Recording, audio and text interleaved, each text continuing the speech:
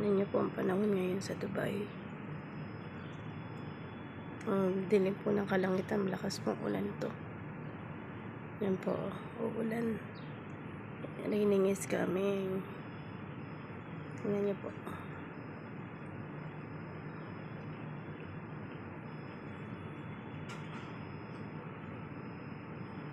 Madilim po kalangitan, malakas pong ulan to.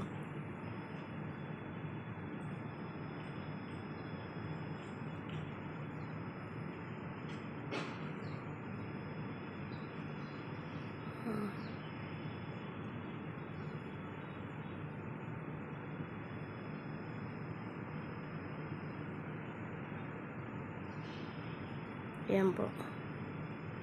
Sana pa matigil na yung mga kaguluhan dito.